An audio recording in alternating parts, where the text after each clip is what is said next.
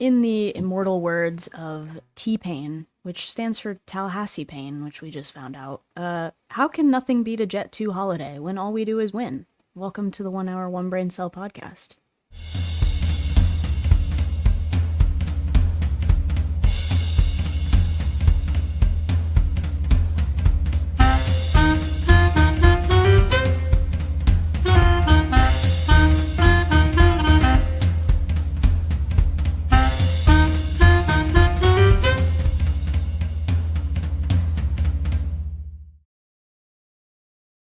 Welcome to the show. By the time you all hear this on Friday, I will be winning a ton of money in Las Vegas. I'm just gonna put that out there now. There's no harm in doing a little manifestation. Ask the Etsy witches. All right, I am joined, as always, by my co-host, who unfortunately did not make the cut for Best Supporting Actor in a Comedy Podcast, Richie Flores. And I am joined by my co-host Jordan, who has a really scary mannequin behind her left shoulder, and I don't know if I want to ask what's happening there. Okay, I'll tell you, I was not afraid of this thing, and then as soon as I finished this project, because I finished it in here. It used to live out in the living room, but because I finished it in this room and I put it like this way, so you could get some natural light when I was doing the last paint and stuff, and you could see it through the door from my room, and it's bright white. So in the middle of the night when I would get up to not the gesture, in the middle of the night when I would get up to use the bathroom or get a glass of water or whatever, you could look through the open door and see just the faintest outline of the thing, and it was kind of spooky a couple of times. But it's done. This is my project for San Diego Comic-Con, everyone. It's finished. Please pray that it does not break or get confiscated on its way to Arizona in a suitcase. Please. We are consulting the Etsy witches for that. Please. Yeah. Etsy witches and TSA, I suppose. All right. We have a lot to talk about this week, as usual. But I feel like we might get through it kind of quick. That's my thoughts. Just that's you. When we say that, we always go for an hour, 20 minutes. We can't do that. We're on a good streak. We have to keep it alive. Okay. Let's start with the thing that happened most recently today, which is the Emmy nominations came out. We teased this at the end of last week's episode that we would give you a recap on all the things that happened that we thought would happen, and for the most part, it was pretty much what we thought, right? Mm-hmm. For the most part. Exactly. We knew that Severance was going to do well. We obviously were manifesting Hannah Emmy Binder, nominated, of course. Hacks did incredibly well. So pretty much exactly what we expected, but a couple of bummers. And I have a bone to pick with the nominating committee because there is no reason why. Hold on, let me see if I can find the goddamn category where the entire category is just nominations from one TV show. That's insane. Yeah, that should never happen. But yeah. I saw some people where's Andor? Andor was terrific, but yet we get 4 nominations for The Pit or for White Lotus or for The Studio in one category. There's more than 2 TV shows out there, right?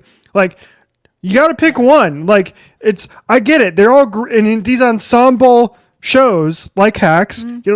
Everybody's so great in it, but everybody can't get an award. It's all star. Here's my bone to pick. Yeah. Here's my bone to pick is that I think, and this has been happening a lot. Is we saw this with the with the Oscars, right? Is people admitting that they hadn't watched all of the things that were up for contention at the Oscars, right? Mm-hmm.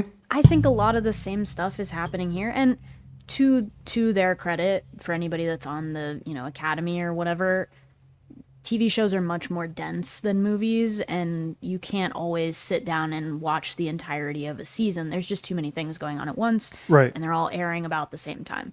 However, I think a lot of the time they're just going off the name and reputation of the people involved rather than the quality of their involvement in the show. And you and I both love Pedro Pascal, but I think that Diego Luna should have been nominated for Andor over Pedro Pascal's really limited role in The Last of Us season 2. And Yes. there are such examples of that up and down the chain, and especially with what you said about the studio is just that whole show feels like it was kind of it's propped up on the shoulders of it being easily recognizable to people that like to sit there and point at their screen and be like, "Oh, I know that person," Yeah. right? Yeah. It's the Leo meme from Once Upon a Time in Hollywood. It's people that love to sit there and be like, "Oh, Martin Scorsese.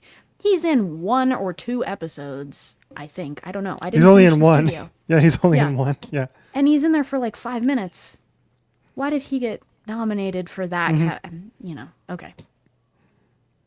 I Yeah. put this on the doc, but I'm gonna admit it. I didn't like the studio. I didn't finish it.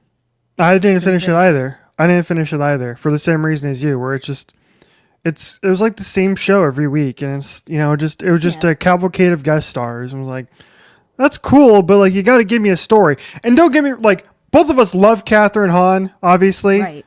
Even And- our love for Catherine Hahn Yeah. didn't make us sit through. Yeah, exactly. Because like she's only in half of the episodes. You know what I mean? She's a very minor character. So yeah, and that I think the only reason that show got as nominated as it did is because it's like one big jerk off to the entire Hollywood industry. Right. That's- And I think it made more sense to people that have an in with the film and TV industry because they'll recognize everything that's happening. But to you and I, who are casual people, it's like the whole time they're like trying to let us in on this joke, and it just gets tiring trying to be a part of figuring out what the inner workings of Hollywood are like. You and I don't have $10 million to throw at Scorsese to make him go away for his Yeah. Kool-Aid movie. Yeah, It's that's like, the only that's immediately inaccessible. That's the only thing that I love about that show is like it just straight up nailed it. Because it wasn't exactly a Kool-Aid. Oh no, I think they're making a Jonestown movie. It was Like, I think- Jonestown, yeah. yeah. They're announcing that they're gonna make a Jones. They announced like a week, 2 weeks, a month later that they're making a Jonestown movie, and then they're making a Pop-Tart. I think not a. Maybe, I don't know if it was a Pop-Tarts movie, but it was something like that. It was some weird freaking IP that we were all like, oh, so the studio is actually 100% true. I think it's the Hot Wheels movie.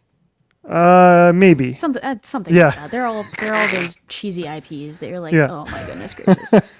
unless it's taken as artistic, unless you allow the director to have artistic license and or the director is Greta Gerwig, a la the Barbie movie, I don't want it. I don't want another anime. Like, remember the Emoji movie? Oh, That feels like a God. thing that would have happened in the studio. Yes, Yeah. absolutely. Yeah, I'll say it. I didn't like the studio. All right. Well, that's the negative part of the Emmys, but the good part is we got plenty of nominations for Hacks. It got nominated in 5 of like the big major 15 categories, total?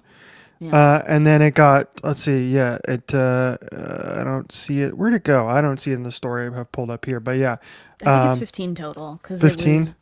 was Jean and Hannah and Julianne Nicholson and Robbie Hoffman all got individual nominations for categories. Lucia and Jen Statsky, I believe, got nominated in the directorial categories.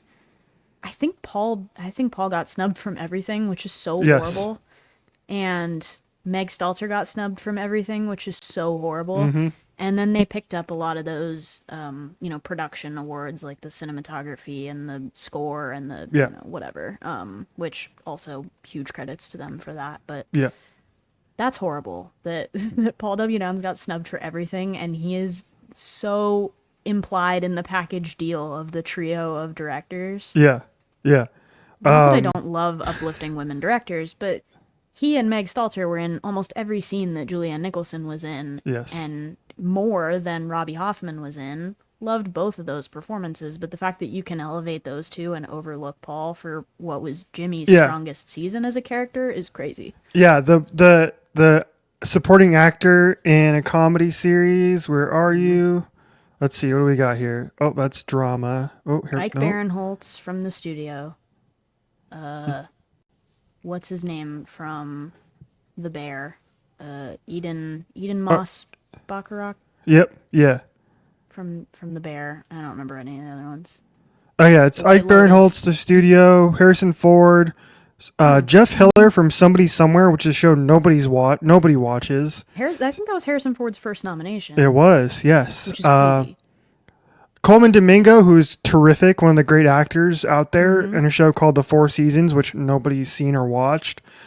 Michael Urie also for Shrinking. Michael Urie in Shrinking, which is a great show. But like there's others in here where like The Bear is not a comedy. Like, get that out of here. We've said that. We've been saying that. Yeah. Pull the receipts. You'll find it. Yeah. So the fact that Paul Downs didn't get in there is such a bummer. And then you go to a supporting actress. We have a lot from the studio. We have a couple from Abbott Elementary, which we love. So shout out to them. Mm-hmm.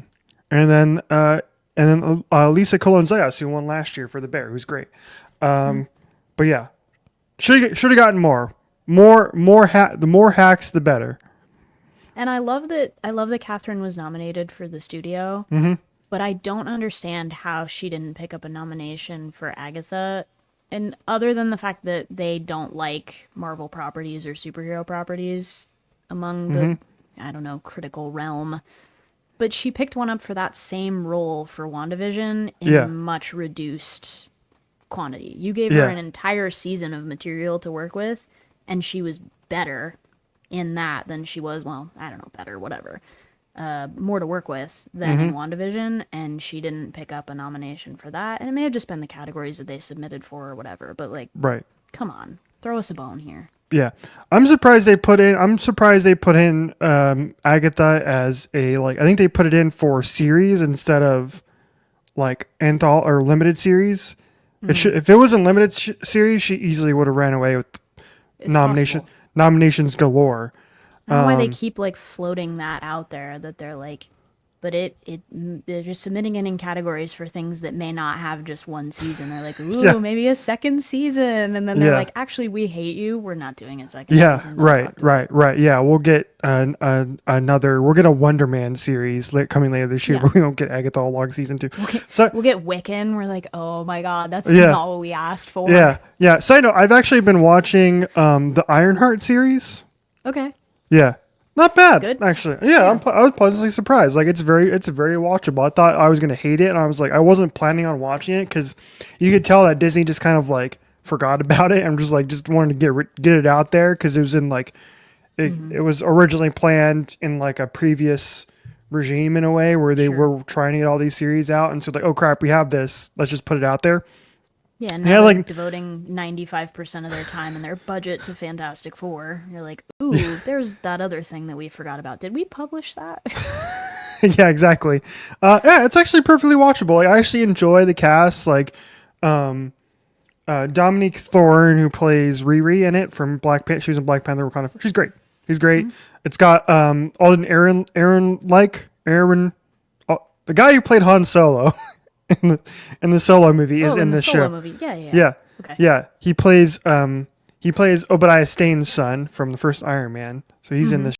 And then Anthony Ramos of Twister's fame and of Hamilton fame. Heights of Hamilton. Yeah. He plays like the villain in the movie or the show. Wow. And then Sacha Baron Cohen apparently shows up later. That's a crazy cameo. Yeah, as Mephisto. Okay. As Mephisto. Okay. Yeah. I want him to be playing the Borat version of Mephisto, and then maybe it'll get me to tune into that. That'd be funny. My wife. Yeah. Do you remember? Dude, that was one of my favorite memories of the Marvel Cinematic Universe is when we were all watching WandaVision, and every week everybody thought everything was Mephisto. Yeah. Yeah. That was good. We were all collectively losing our minds there. Yeah. And then he doesn't show up, and then he shows up and they randomly put him in a Ironheart show of all things. That's they went to the Taylor Swift school of like, you can't have this Easter egg. Because we saw everybody on the internet trying to put it people thought the flies in the window were Mephisto in like one. It was like, we're trying to make everything a Reputation TV Easter egg. And then they're like, actually, you know what? We're releasing a whole new album just so you can't have this. Yeah. Here's Sacha Baron Cohen. Good luck. That's too funny. Thanks, Marvel. Appreciate you.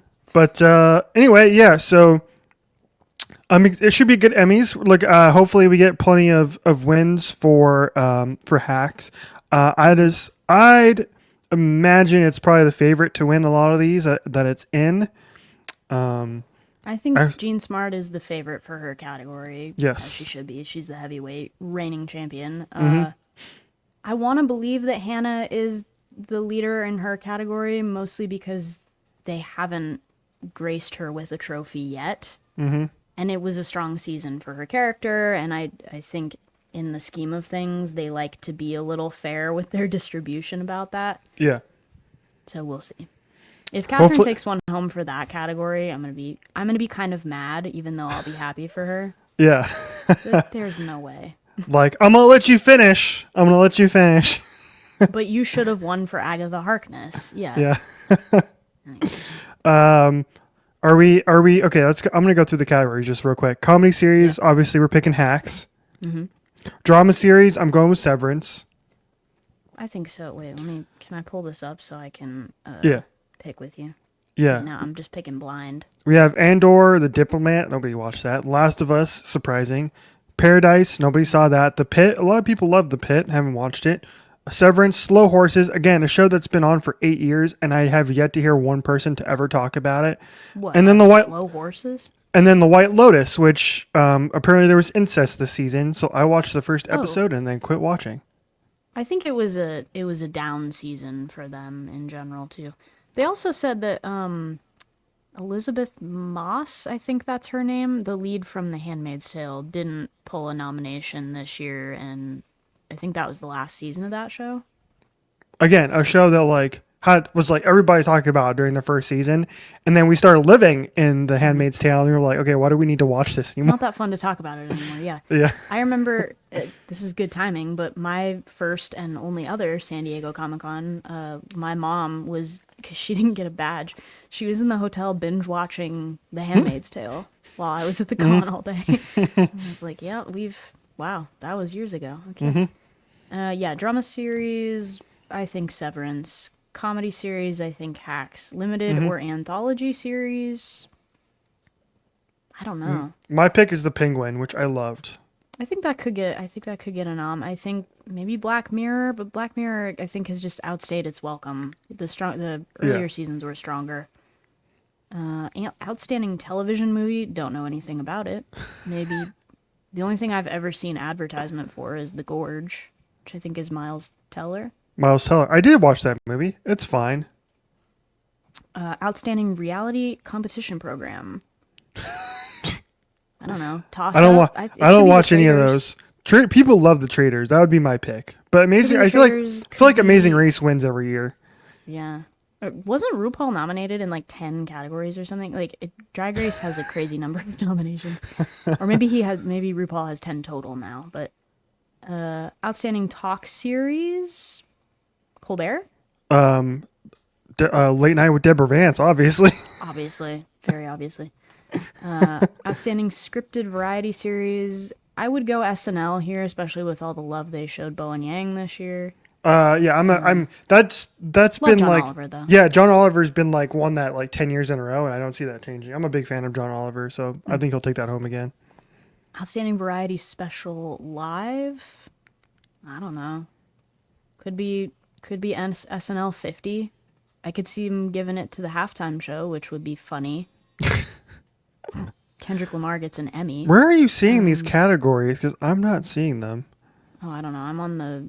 Not to prop up a publication. I'm on the CBS News list. I'm looking at Wikipedia, Wikipedia only lists the main categories. Okay. Outstanding variety special pre-recorded. I don't know. Conan O'Brien. Sure, go ahead.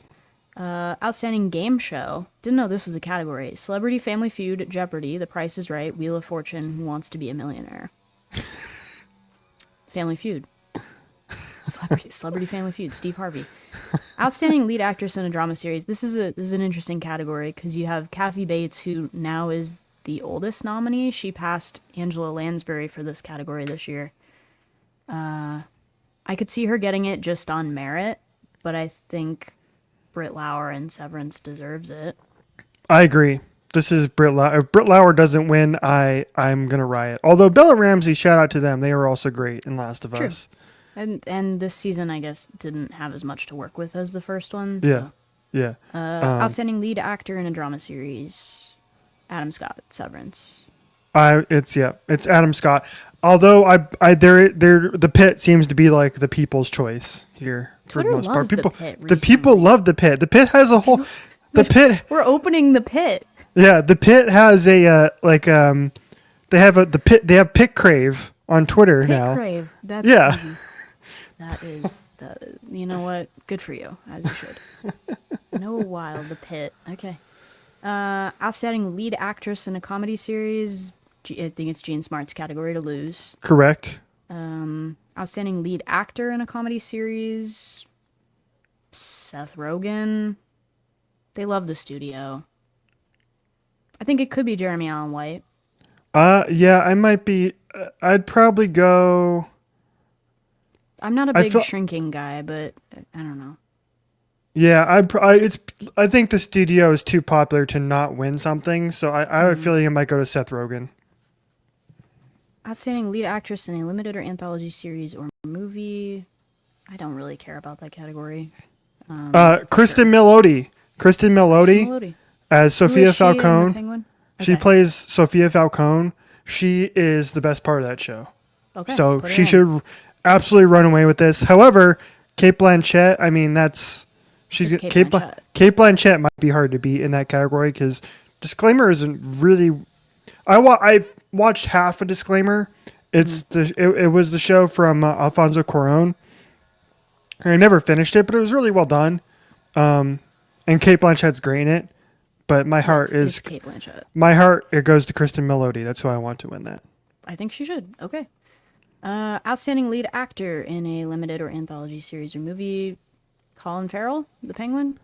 Colin like Farrell the had Penguin? like 50 pounds of makeup the entire time. So I don't see how you don't pick Colin Farrell.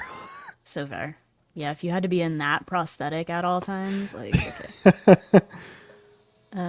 Outstanding supporting actress in a drama series. This is a loaded category here, because they love The White Lotus. Julian Nicholson is nominated for two different roles in two different categories, which is Yeah. Patricia Arquette or Carrie Coon, probably for me. Where are we at here? Supporting actress Supporting in a actress in a drama series. supporting actress in a drama series. Where is that? Oh, there it is. Okay. Let's Maybe see. Amy Yeah. Wood.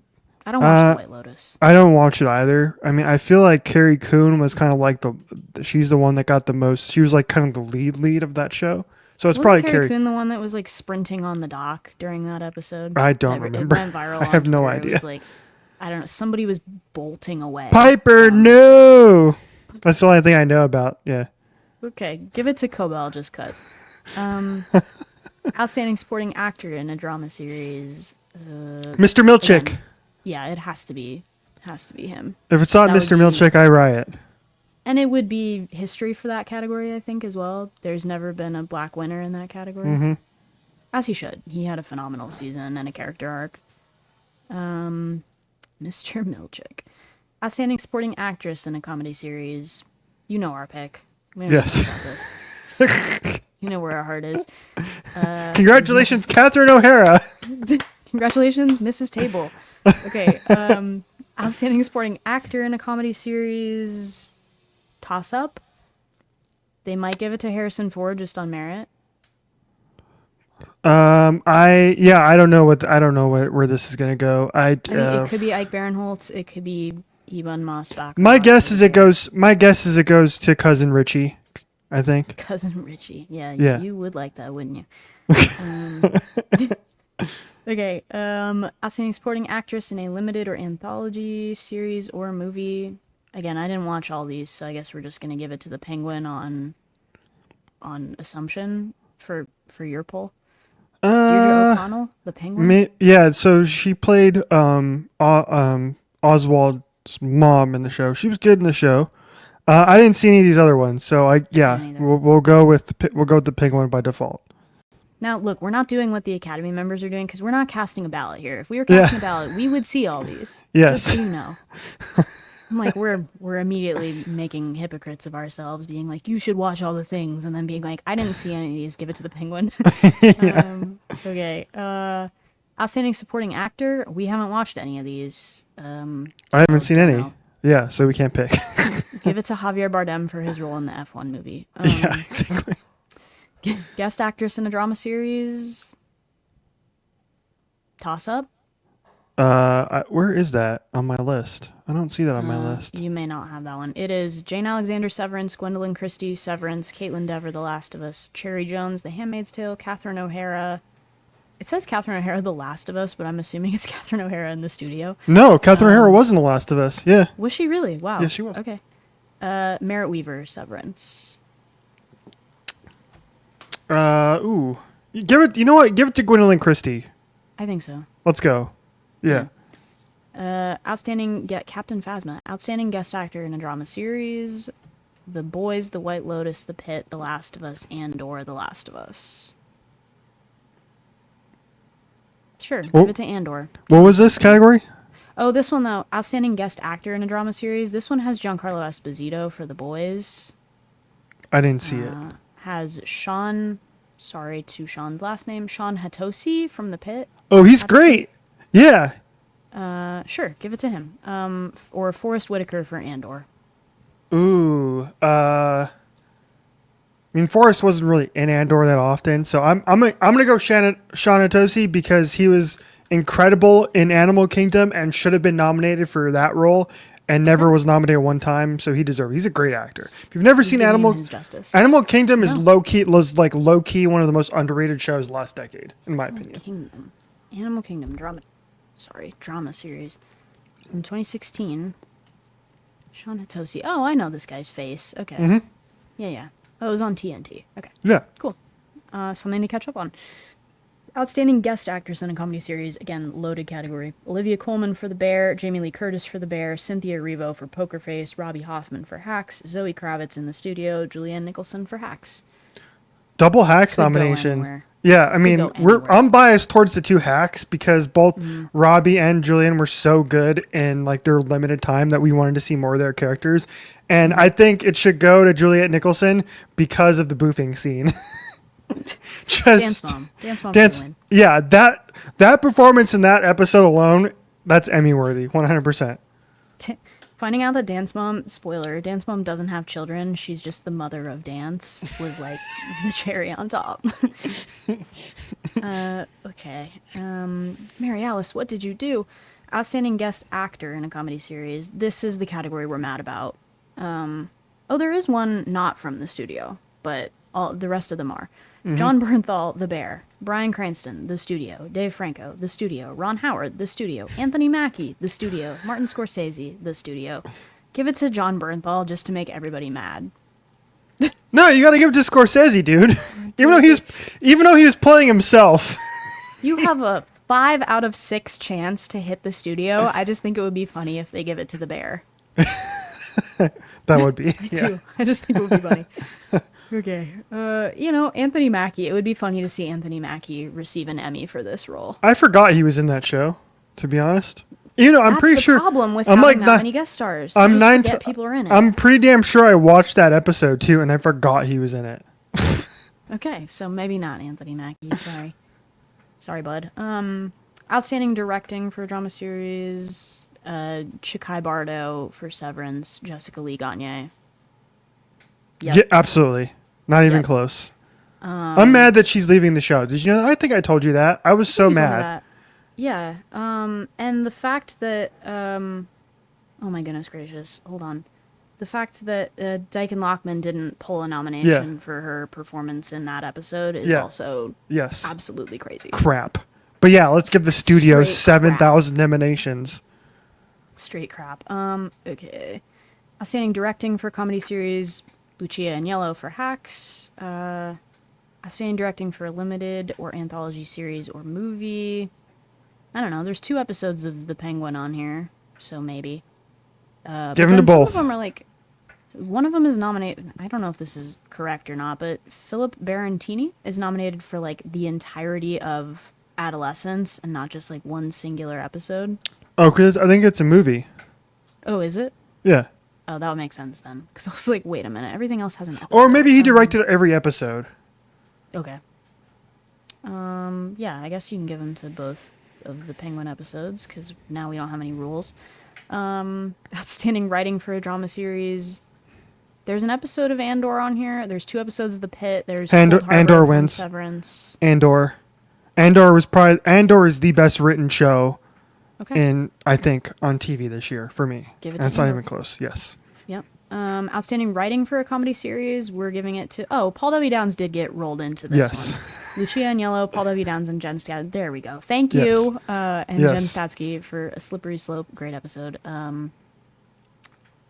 What We Do in the Shadows for the finale would be fun, but I don't think they'll get there. Mm-hmm. They just don't like those kind of shows, which is stupid. Outstanding writing for limited anthology series or movie.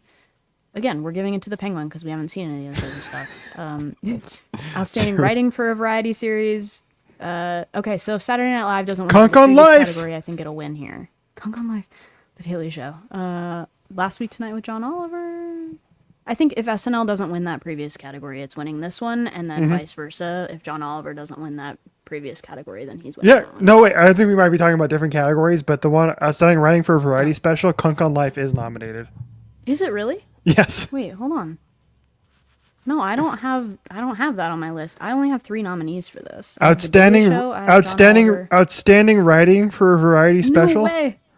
Outstanding writing for a variety special 2025. Yeah.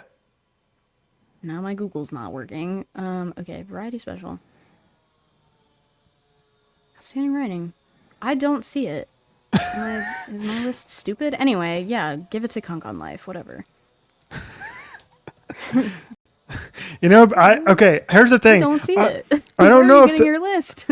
I don't know if off of Wikipedia. Yeah.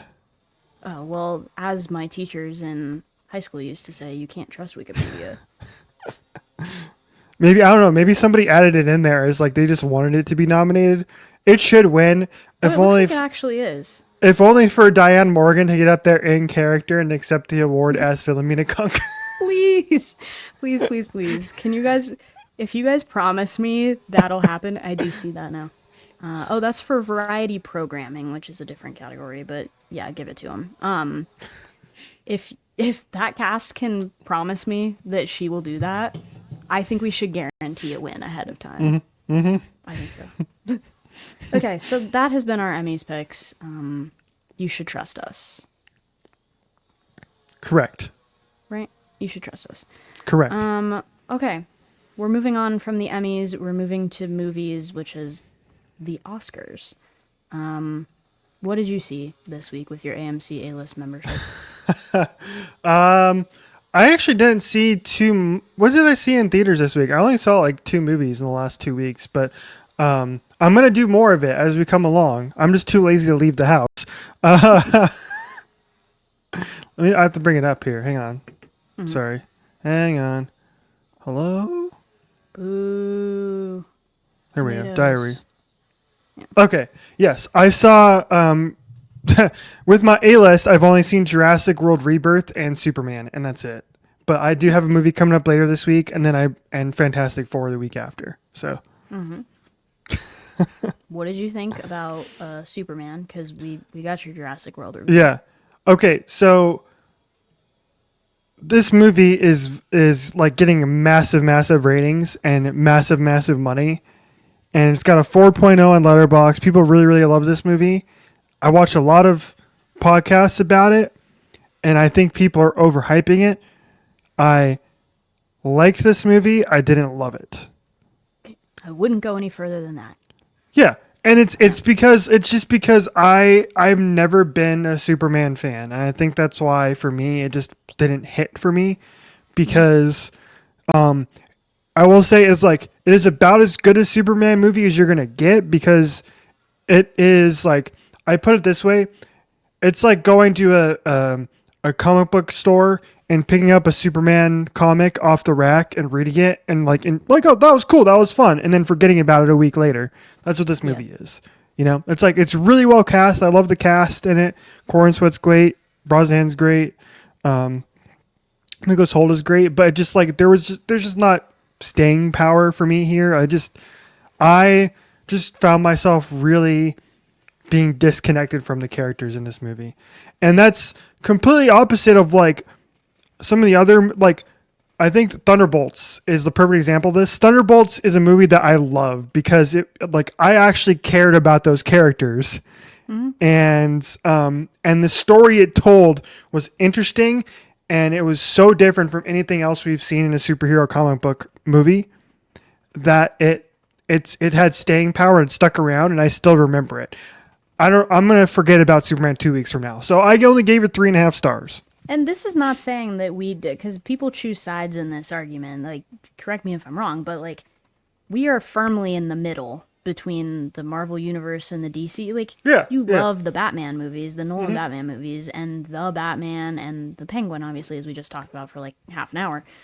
We're in the DC Universe too. We're not just Marvel fanboys. We saw Justice League. Like, I have 6 Green Arrow pops above my head here. Correct. Yeah, we were in the CW trenches with all those shows. Okay? We're not saying this from the perspective of just Marvel fanboys, but like, I do think in general Superman has a little bit of a weak source material, just in terms of like, he's the everyman, the golden boy, like, but nothing about him really makes us like attached to him in the same way that some of these other characters with like a rougher background are. Yeah. And not even in the same way that Supergirl was, right? Yeah. Like, we got that story that's like, Kara has a rougher, well, she might have it rougher because she was grown up when Krypton exploded. So she remembers the destruction of her planet, and she remembers her parents, and she's got that to work through. But Superman, like, came to Earth as a baby, and I don't know, I guess his hardship is like he was raised on a farm. Yeah. And he has to wear glasses occasionally. See, that's the thing about the Supergirl series that was so great, is because Melissa Benoist was so good as Kara, and the supporting cast was so great around her, and she made this little like found family, and that's what made that show so great when it was at its very, very best. And that was missing from this Superman movie for me. It didn't do the legwork to make you care about these characters outside of all the history that's come before. So it just drops you in. You're supposed to be like, oh yeah, that's Lois Lane. I'm supposed to care about her. Oh right, that's Clark and Superman. I'm supposed to care. Oh right, that's Lex Luthor. I'm supposed to hate him. And it didn't put in the legwork to really make you care about the characters beyond that. And that was my biggest problem with the movie. Is it's just it didn't stick. And even in the James Gunn filmography, Guardians of the Galaxy was so good about making you care about a talking tree and a silly ass smarmy ass raccoon. And this movie just didn't get me there as much as those movies did. Right. So that makes sense. It drops you in with the implication that you're gonna know and love this movie because you know the characters already, and it's all right. I see it. Enjoyable still, but not blown away. It was fun. Like, I walked out of the theater and been like, because I laughed. There were some great moments. Krypto was the best part of the movie. I'm sorry. Okay, right. I freaking love Krypto in this movie. Give it to the dog. Give me more Krypto. We're gonna get more Krypto in the Supergirl movie. We're not talking about the currency, by the way. It's a dog. Yes. Just so we're all clear. Krypto the dog. Yes, Krypto the dog. But yeah, I love Krypto, and I walked out of the theater and was like, yeah, that was fun. But I didn't walk out going, holy crap, like a lot of people seem to be doing. So, All right. There you go. That's been Richie's movie review for the week, because he's literally always consistently watching movies, and I just go through periods of time where I hit play on a billion things at once, and then I finish it. You actually watched more movies than I did this week, because I've only watched 3. Which is surprising. I watched Whiplash, which I loved, and I watched The Apartment, which was pretty good too. My AMC A-list from home. Yeah. I watched Flatliners. Familiar? Not familiar? I've heard of it. Never seen it. 1990. It has, oh my goodness, Kiefer Sutherland, Kevin Bacon, and Julia Roberts. How do I forget about Julia Roberts? Yeah, it was okay. But I will say this, like, and this will tie into a point we're about to make later, which is that it's incredible to me that a movie that was, like, probably just okay in the 90s can be shot and composed that well for a movie that's like kind of just okay. Mm-hmm. And nowadays, so many people would kill for a movie to look like that. And even Right. like our good movies are like, I don't know, maybe. Now, okay, some of the practical effects and stuff are hokey because that was what they had access to when they were making a movie in 1990. But it still looked really good visually. It was an interesting story. My mom thought I would like it when I called her and I told her I was in the middle of it. And was like, what are you doing? Well, I started a movie and, oh, what is it? She's like, okay, tell me what you think afterward. I'm like, okay, she's bought in. They remade. Did you know they remade that movie recently? I did, yeah. But I was not interested in the remake. Yeah, it had, it's got a great cast. It's got Elliot Page, Diego Luna, Nina Diego Luna. Dobrev, James Norton, and Kiersey Clemens. So it's got a good cast. But Yep. And I think did they bring back Kiefer Sutherland as like a cameo in it, I think? he did. Yes. Yeah. Yeah, I will not be following up to watch the sequel. It was just okay. By the way, movie review from my parents. They saw Sinners as it came out on, is it now HBO Max? It's back to being HBO Max. Bro, I can't do this anymore. Okay. They saw it on that streaming platform that it's out on now, and they both enjoyed it. I didn't get a star rating, but they enjoyed it. Love that. Love There that. you go. Yep. As we continue to spread the word on that like a virus. Yep. We're anti-gatekeeping on this podcast. We are the common cold with stuff. We like sneeze it on people and then make them get it. Okay. I watched Clueless, the 30-year anniversary this year. It's a classic. I had never seen it all the way through. Finished it. 4.5 stars from me. What did I give it? A review? I said every line in this is a banger, and I stand by it. You can see where other stuff in the future in that, teen movie drama got inspired from the source material of Clueless. You're like, yep, saw that one. I watched, goodness gracious, I watched the movie Snatch, directed by Guy Ritchie with Brad Pitt, Jason Statham. It's got a pretty good cast. That movie is good. It is horrific to watch without subtitles. Don't try. Like, actually don't try, because they make Brad Pitt in this movie, people are saying this in the Letterboxd reviews, but like Brad Pitt in this movie is spiritually Colin Farrell. So he has this like Irish accent. He's like this roaming, traveling, sort of nomadic group, and they're something Irish, something English, and it makes it completely indecipherable without the subtitles. But it was a fun movie. It was one of those like, group kind of, how would you say? It's like a crime movie, but if everybody involved in the crime is stupid. And the review I put said, the kind of movie that should ask, you sure? If you try to turn the subtitles off. 4 Never stars. seen it. Would I like it? I think you would like it. It seems up your alley. What is it? I like Guy Ritchie's movies. What streaming service is it on? It's currently on Pluto TV, which is it's free. Horrific. It's horrific to watch though, because there's so many ads on Pluto TV. No, Like, dude, I love you guys. Pluto. I love Pluto TV. No, What are I you know, talking I about? love them, and they're making stuff accessible now. Like just got a big movie collection or whatever added to the service. But there's an ad like every 10 minutes, and it's like 2 minutes worth of ads. Yeah. It's like watching a movie on TV Yeah. in ye olden days when you had to sit through commercial breaks. It's kind of horrible to watch, but it's there and it's free if you want to watch it. Oh, cool. I can I put it on think my you would watch like list. it. Maybe I'll watch that tonight. And the last one I watched was Challengers, which you talked about at length on this podcast. Yes. And I waited a whole year to watch it. And I gave it 4.5 stars. And I said it could have done without the body horror shots of knees. But sure, True. because that gave me some pain residual. This movie, generously, I think is like a 3.5 or a 4. Just on raw, like all these characters are kind of unlikable. I'll be so honest with you. And I'm sure that that's the angle they were going for, is they weren't trying to make any of them redeemable in the sense that like we're going to root for them, kind of. It's like, yes, everybody has character flaws. Okay, I get it. But I was kind of actively rooting for them to fail at times, and it kind of brought it down for me. But the score was great. You talked about this. It's Reznor and Ross. The score was great, and Should have won. Should have won the Academy Award for. I didn't get nominated for Best Score last year, and that was crazy. bullshit. Yeah, I'm still angry about that. Crazy. And the cinematography, which it did get nominated for, right? As it should.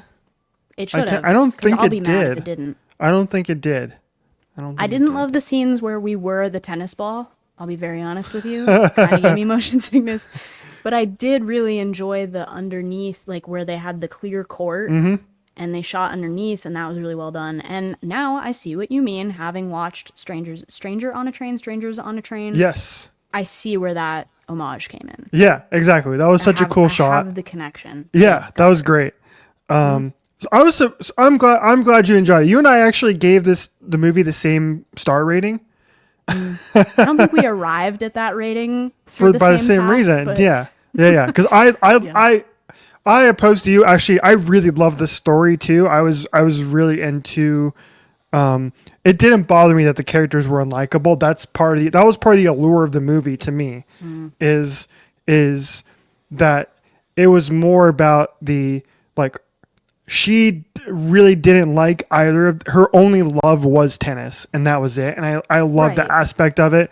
And you know, like I don't know about you, I don't think you had the same reaction as I did. But there's a part of the movie, spoilers for a movie that came out over a year ago.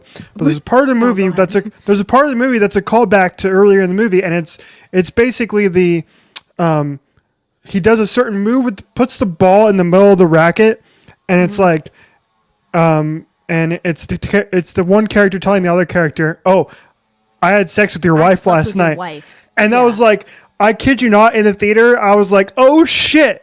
And like anytime a movie can get that reaction for me, I'm locked in, and I'm all in. And then I love the ending in the movie as well. I thought that was like the perfect ending for that movie. I liked the ending. The ending made sense. It didn't make me angry about it Yeah. or anything like Yeah. that. You have a Actually, bone you know picker. what's funny? You know what's funny about that movie? As much as I loved it, I've only seen it the one time. Yeah, it doesn't strike me as a movie I'll watch again, but it was a decent experience. Yeah. The thing that I think fully took me out of it with like I wanted to like Zendaya's character. But she goes through this whole arc and we see her whole journey, and at the end of it we never get the sense that she's you know what, the most redeemable character in this movie is Art, because he's like determined to make that family work. But you Yeah. can't tell me Zendaya's character in that movie that Tashi wouldn't trade that family and that husband to get back to tennis. Oh, You absolutely. can't tell me that. Yeah. in a No, heartbeat. absolutely. That's the whole point of the movie. Yeah. That's crazy to me. Mm-hmm. And that that she would go on all these years later and sleep with Patrick. Mm-hmm. Like nope. That didn't make sense to me. Yeah. That was the part of the arc I didn't like. I was Yeah. like, that you can't. Why would you do that? Mm-hmm. Why would you commit to this life and this path and having a kid and having a husband and doing all this if you know you would throw it away Yep. for a chance at getting back to playing tennis? Mm-hmm. Okay, whatever. Go hit your silly little neon green ball around with a racket. Yep. Exactly. Don't involve me. I'm looking up the awards and nominations for them, and I don't think I think it got completely locked out of Academy Award nominations because So horrible. I don't see that it got nominated for anything. According to this list that I'm looking at, because it goes No in, Oscar nominations. it Yep. goes in, yeah, which is crazy, but Yeah. I don't know what this is. I don't know what that is. Am I the biggest challengers advocate ever? No. Do I think it made sense to be in those categories? Absolutely. right. I watch movies. What won this? What? Okay, hold on a second. Let me look up at It's probably Dune. what won for best score. Okay, 2025 Oh, you're gonna like the answer. Academy Awards. It was 2024. Okay. You're gonna like the answer. Well, I don't know if that's the case. because the year before it was Oppenheimer. Yes, obviously, but okay, best. Okay, no, that's best. No. Oh, it was the Brutalist. It was the Brutalist, wasn't it? Was it the Brutalist? No, The one for Brutalist best didn't score? come out in 2020. This is from 2024, yes? This is the Oscars that it is the 97th Best Academy. original score, 2024, Ludwig Göransson, Oppenheimer. No, see, that's the year before, No, bestie. That's the year before. I'm on Google. No, it's the 97th Academy Awards. So it was the awards took place in Do 2025. guys, do this in the same calendar year the movie comes out. You're freaking me out. Yes, it was The Brutalist. Okay, yeah. Number one Brutalist boy, you're still gonna like the answer. Yeah, let's go.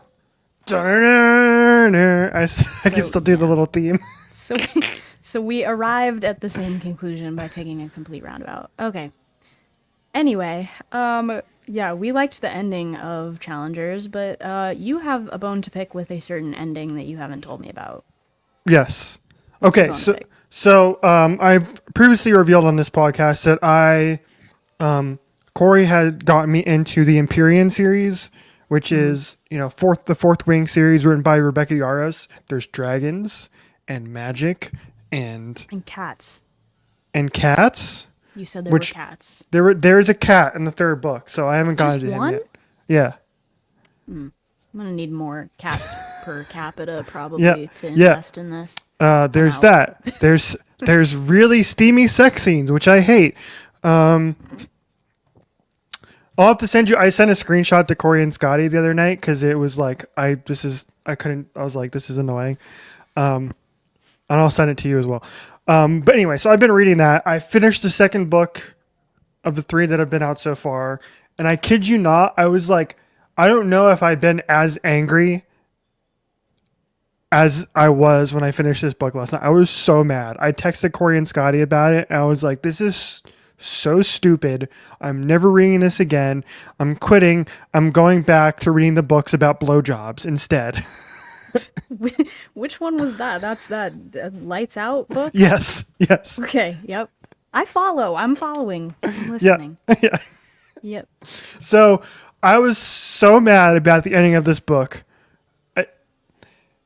I'm just now like getting into the fandom of this series, so I don't know what the fan reaction to this was, but I have to imagine Corey seems to agree with me that like the ending of that book was just annoying as hell, because as we've talked about on this show myriad of times, whatever TV show we're talking about, movie, whatever, all these characters are best when they're on these arcs, and the arcs make sense, and you get them to a place that makes sense after everything you've built up, right? Sure. Yep. Any of this book is the complete opposite of that, and it made me so angry. I don't really want to spoil it if anybody wants to read it, because I'll be just talking nonsense to you anyway. But most of the book is really focused on the relationship between the two main characters, Xaden and Violet, and it's focused in on how much they trust each other. And the entire book. I just love your book talk girly art. Yeah, 600 pages, dude. This book is 600 pages long, and so much of it is focused on them coming to terms with trusting each other.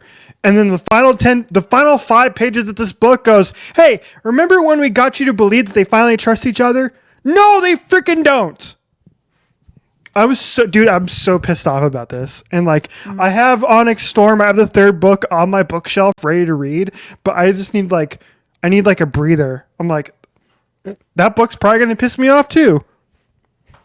I'm trying to consult the expert right now. She's typing because my mom has finished the series. Oh, there's still more books to come. So yeah. Well, so far she's finished what's out. Yeah, published. yeah. She's typing, but as everybody here knows, okay. She says, "Oh my god." Live reaction to this. Honestly, it has been so long, I cannot remember the ending.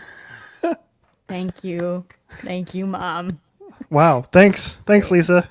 Well done. Appreciate that insight. Okay, great. That got us nowhere. The best comparison I can make is it reminded me a lot of Anakin at the end of Revenge of the Sith. Yeah, it just it felt like a big swing for that character that like didn't always make sense. Anakin's arc, I think, makes sense. Yeah, Anakin's arc makes sense, but it's like it's one of the lead characters of the book basically turning to the dark side, and it just made no sense. Oh, brutal. So, yeah. Okay. Yeah, you put in there. I have 2 submissions for this category about the angriest I've ever been finishing a series. My one is Killing Eve. And my 2 or my 1B, I guess, is Warrior Nun. Yes. Both of which I think you agree with. Correct. And I'm still annoyed that you forgot that I had finished. I'm sorry. That actually, that's my bad. I'm deeply sorry. I'm still mad about that. That like, dude, we talked about this, and I even gave you receipts. That's on me. I know. I'm sorry. I think you blocked it from your brain, and that's okay. I honestly think I did. I think I just, it was like Men in Black. Like I looked into the little flashy thing, and then it made me forget all of what happened in Killing Eve, except how mad I was about the end. Yes. Yeah. I only have anger. Those are good choices. The only feeling I have is spite. Okay. Let's get to, really quick, we want to get to, we have bones to pick with the All-Star Game jerseys for MLB All-Star Game. The Home Run Derby happened last night. Correct. Won by Cal Raleigh. Yeah. By extremely infinitely precise measurement. Yes. Mm-hmm. Yeah. There was a tiebreaker in the first round, and instead of doing a swing off like you would think, like, hey, you guys get 3 pitches each. Whoever hits the most runs in this swing off advances to the next round. No, they were like, no, we're gonna measure this down to like half a foot, and that's how we advanced. We have the technology to do that, but we don't have the technology to do robot umpires or to at least challenge something automatically when guys are calling pitches 6 feet out of the strike zone. So silly. I saw it was egregious the other night. It was the Phillies-Giants game. Phil Cuzzy was behind home plate. This man called Bryce, not that I'm a Phillies fan, I don't like the Phillies, but like called Bryce Harper out on strikes, and then in the immediately following half inning ignored 3 straight on the paint, on the black fastball calls from the Phillies pitcher against Matt Chapman, which allowed the Giants to put the runner in scoring position that would eventually then go win the game. It was like fair, and the broadcasters of both teams were like, something's not right here. Like that was, it's bad when even the announcers, the radio broadcast for the opposing team is like, that was a strike. Yeah. Yeah.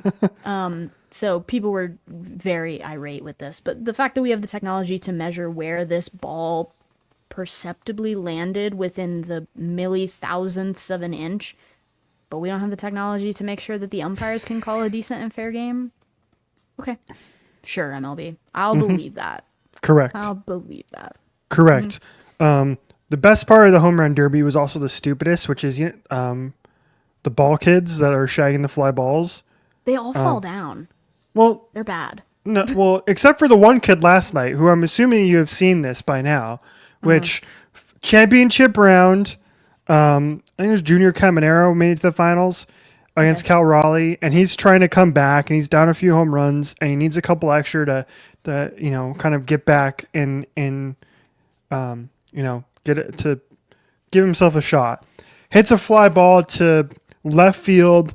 It's close to getting out, and this idiot kid jumps up and robs a home run from the guy. I'm like, are you freaking kidding me, dude? That's not the point. You don't get extra cool points for robbing a home run. Like, you there are idiot. Not scouts in the stands for you. Yeah. Yeah. They did end up giving him the home run, though. As they should. So I was like, stop. No, that's not. No. It's reverse fan interference. I don't know if that's ever happened before. Yeah. I don't know. I wonder if like he showed up back to school, or I guess they're in still summer, school. so he's not back in school. School's over now for most people. Maybe, but I like, don't know. Maybe like that child's homeschooled. in the group chat, and they're just like, And that kid is probably like the favorite amongst like, dude, you've robbed a Major League Baseball player of a home run. That's sick.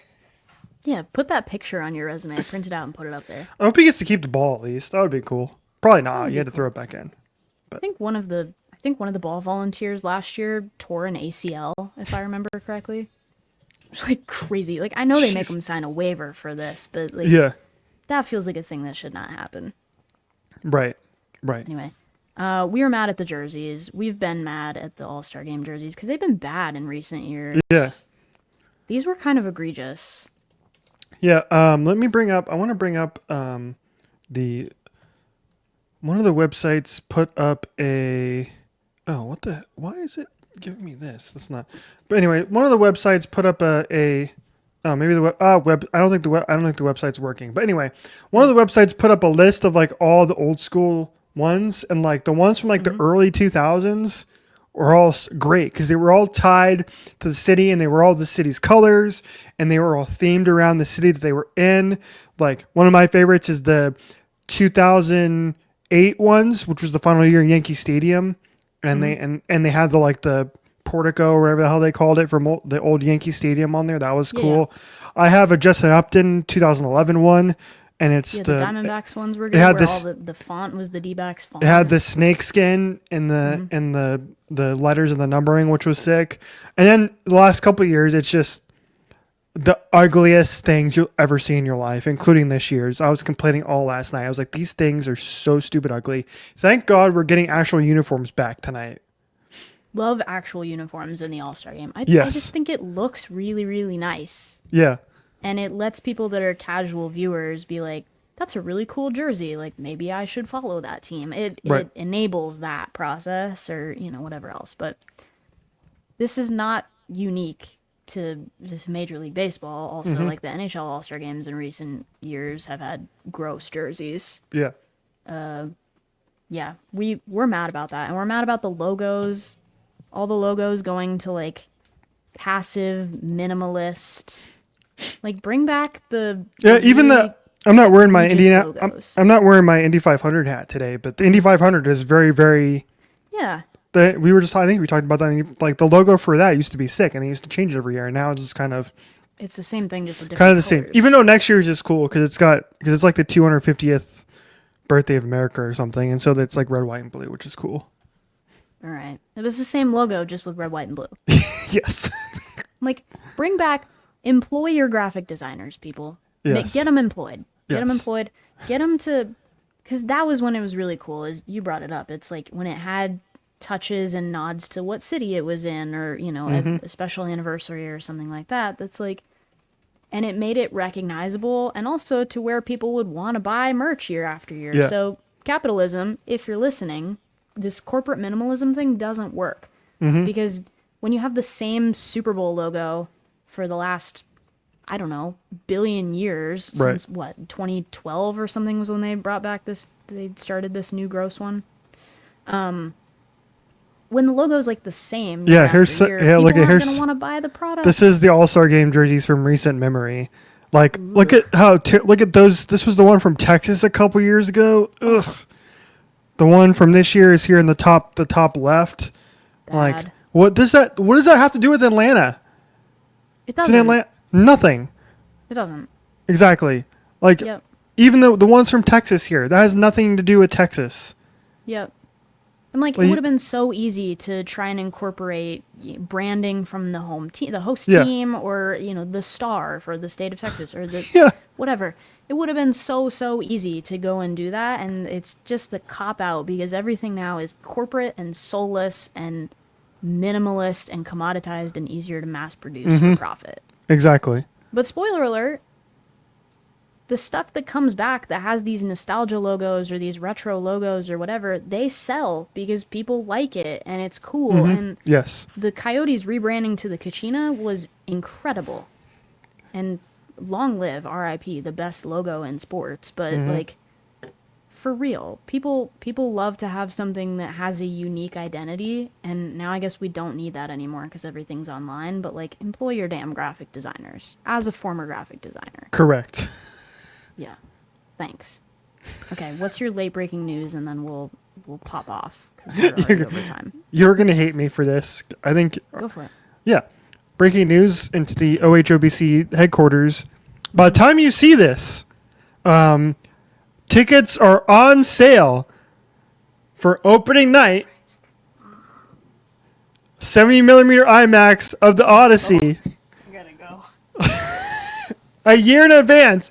And you bet your ass I'm going to be on the internet whenever these go on, and I'm going to be buying my tickets. I'm going to buy a whole row, and I'm going to resell half of them. So stupid. This is so stupid. It's not that deep. It's not that deep. And they're letting you pre-order snacks and stuff a year in advance. How am I supposed to know what flavor from the Coke Freestyle machine I want a year in advance? Maybe I'm changing my mind. Maybe I develop a sudden allergy to shellfish. Yeah. Who knows? This is crazy. This is bonkers. You can't buy tickets for a thing a year in advance because I don't know what I'm doing a year in advance. I know what I'm going to do a year in advance. I'm going to have my butt attached to that seat in the theater watching the Odyssey in 70mm IMAX. You sold your soul to Christopher Nolan. 4.5 hours or however long it's going to be. You sold your soul to Christopher Nolan. Okay. Yes. As long as you're happy with that. God bless. Anyway, yeah, I'm not. Don't buy tickets to that movie. I mean, I guess you can, right? Support art, support original art, but like, don't sell your soul to be a Nolan fangirly. We already lost this one, so there's no coming back from that. Okay, tracks of the week, real quickly. You had one. Yes, I had Arizona adjacent band because they're originally from Arizona. Song called "Welcome Home" from Tyche. That's how you pronounce their name. But Tyche, Tyche, Tyche. Yes, and they're great. And their lead vocalist Sadie is awesome. She can sing her ass off. So highly recommend. They have their first album out called "Welcome Home." That was the title track from the record that just came out last month. So go check it out. Shout out. We're just turning into like 93.3's homegrown program, Yeah. essentially. Just like advertising all that. I have two picks. My number one pick it's called Bombs Away. The band is Your Neighbors. They've come out with some stuff, I think, recently. This track dropped last month, so not super new, but sort of new adjacent. And my track, by the time you hear this, Abracadabra by Lady Gaga. As it should be. I'm gonna rip my vocal cords out and offer it to Mother Monster as a sacrifice. Yeah, this has been years in the making, so very excited. I don't know if my parents are as excited as I am, but I'm sure excited.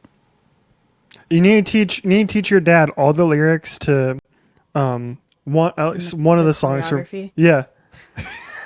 Yeah. Don't worry, I got it. Don't you worry.